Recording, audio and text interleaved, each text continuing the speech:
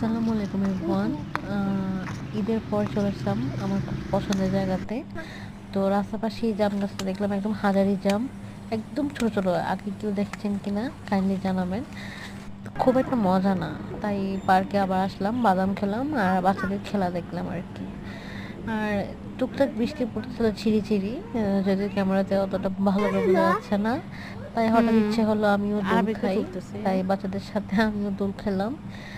আর আকাশ দেখলাম যে একটা মেঘাচ্ছন্ন আকাশ, সামনে ফুল গাছ, চারপাশে সবুজ, দেখতে বেশ ভালোই লাগছিল, একদম শান্ত পরিবেশ। তো ওপাশটা সবাই খেলতেছিল, এপাশটা সব কিছু শান্ত ছিল। তারপর সামনে এসে দেখলাম যে নতুন একটা ফুড কোর্ট আসছে। তো ভাবলাম যে আচ্ছা কিছু ট্রাই করি। যদিও উনি একটু ধীর গতিতে চলতেছিল, তবে যা ছিল সব ফ্রেশ ছিল, মানে কোনো ফ্রোজেন কোনো কিছু ছিল না। আসলে একা সব কিছু করা খুবই কষ্টসাধ্য, তাই আমি ফ্রাইড চিকেনটা নিলাম।